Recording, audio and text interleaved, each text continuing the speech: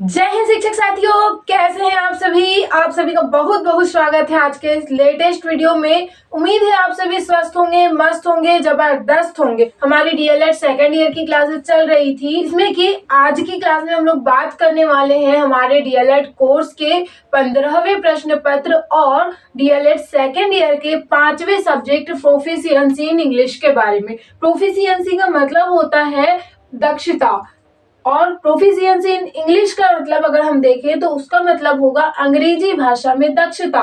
तो भाई किसी चीज में हमको दक्षता या प्रोफिशिएंसी कब मिलती है? जब हम उस चीज के बारे में अच्छे से जान लेते हैं, उसके नियमों को जान लेते हैं, उसको पढ़ना, लिखना, बोलना और समझना, मतलब कि रीडिंग, राइटिंग एंड अंडरस्टैंडिंग जब हम किसी चीज की सीख लेते हैं तब हम जो है उस विषय में या उस भाषा में दक्षता हासिल कर लेते हैं या दक्षता को प्राप्त कर लेते हैं। मतलब इंग्लिश में प्रोफिशिएंट होने के लिए जो है हमको इंग्लिश को लिखना, इंग्लिश को पढ़ना, इंग्लिश को बोलना और इंग्लिश लैंग्वेज को समझना हमको सीखना होगा। और उसी के लिए जो है हमको ये विषय दिया गया है, क्योंकि जब हम विद्यालय में जाएंगे तो हमको केवल हिंदी में ही तो पढ़ाना है, हिंदी मीडियम में तो पढ़ाएंगे, लेकिन एक विषय हमको अंग्रेजी भाषा के रूप में पढ़ाना जरूरी है, क्योंकि अंग्रेजी भाषा जो है वर्तमान में जरूरत बन गई है हर विद्यार्थी की, हर शिक्षक की। हर चाहे क्षेत्र कोई सा भी हो, वहां पर अंग्रेजी भाषा का बहुत अधिक महत्व है। तो इसीलिए हमारे शिक्षकों को अंग्रेजी भाषा में दक्ष होना बहुत जरूरी है।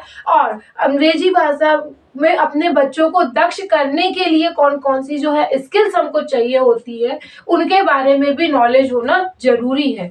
तो जिसके बारे में पेडागॉजी ऑफ इंग्लिश तो हम फर्स्ट ईयर में पढ़ चुके हैं और प्रोफिशिएंसी इन इंग्लिश का भी एक प्रश्न पत्र हमने फर्स्ट ईयर में पढ़ लिए हैं, लेकिन सेकेंड ईयर में भी हमको प्रोफिशिएंसी इन इंग्लिश के बारे में दिया गया है। तो आइए देखते हैं कि सेकेंड ईयर में जो हमको प्रोफिशिएंसी इन इंग्लिश मिली है उसमें हमको क्या क्या पढ़ना है। ये जो सब्जेक्ट है हमारा, ये 5 यूनिट्स में डिवाइडेड है। इसमें हमको जो फर्स्ट यूनिट दी गई है वो है status of English in India. इसमें हम देखेंगे कि जो प्रेजेंट टाइम में इसमें इंडिया में जो है इंग्लिश लैंग्वेज की क्या सिचुएशन है, क्या स्टेटस है इंग्लिश लैंग्वेज का, हम कहाँ तक इंग्लिश लैंग्वेज को सीख पाए हैं और क्या क्या प्रॉब्लम्स हमारे यहाँ पे इंग्लिश लैंग्वेज को सीखने में आती है। इन सभी जो बातें हैं उनके बारे में हम अपनी इस यूनिट में देखेंगे। इस यूनिट में देखेंगे कि जो है कौन कौन सी चीजें हैं जो इंग्लिश लैंग्वेज को सपोर्ट कर रही है हमारे यहाँ पर जो है लोगों को सिखाने में, और कौन कौन से ऐसी बातें हैं या कौन कौन से कॉजेज है हमारी इंग्लिश लैंग्वेज जिसकी वजह से ही जो है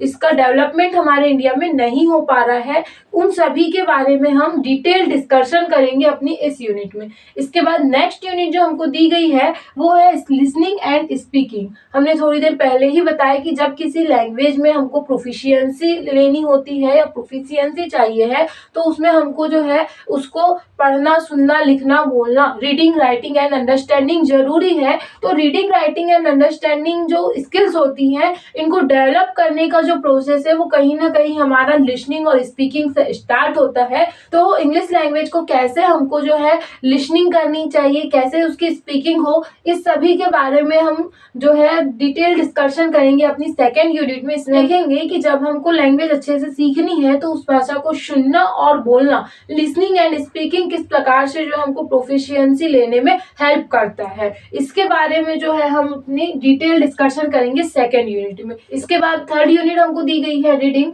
तो इसमें हम देखेंगे कि इंग्लिश लैंग्वेज को रीड करने के क्या क्या रूल्स होते हैं, कौन कौन सी चीजें हैं जो कि हमको हेल्प करती है इंग्लिश लैंग्वेज को रीड करने में। तो रीडिंग स्किल को हम कैसे इनहेंस कर सकते हैं, कैसे रीडिंग स्किल हमें और हमारे बच्चों में डेवलप की जा सकती है, इसके बारे में हम डिटेल डिस्कशन करेंगे अपनी थर्ड यूनिट में। इसके बाद फोर्थ यूनिट हमको दी गई है राइटिंग। राइटिंग जो है इसमें हम रिटर्न फॉर्म में अपने जो थॉट्स होते हैं उनको एक्सप्रेस करते हैं। तो इंग्लिश लैंग्वेज में राइटिंग भी बहुत जरूरी है, क्योंकि अगर हम कभी स्पीकिंग नहीं कर पा रहे हैं तो हम राइटिंग के थ्रू ही अपनी बात को हम कहीं पे रखते हैं। तो राइटिंग जो स्किल है ये बहुत इंपॉर्टेंट स्किल है। तो इस स्किल को कैसे इनहेंस किया जाता है, कैसे इसका डेवलपमेंट होता है, उन सभी के बारे में हम जो है डिटेल डिस्कशन करेंगे अपनी थर्ड यूनिट में, जिसका नाम है राइटिंग। इसके बाद हमारी फिफ्थ यूनिट आती है vocabulary and grammar.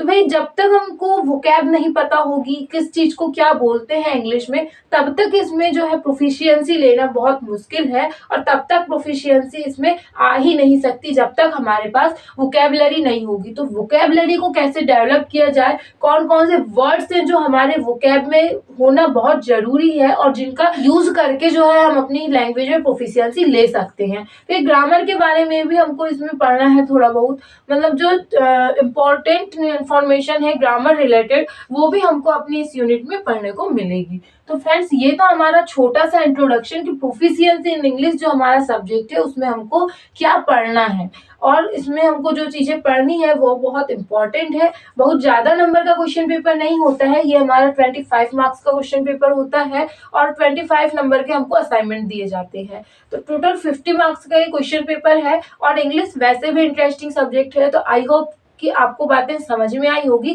Thanks for watching. Comments में बताइए कि क्या क्या चीजें रह गई थी, कौन सी चीजों को ऐड करना है, और नेक्स्ट वीडियो किस टॉपिक पे चाहिए।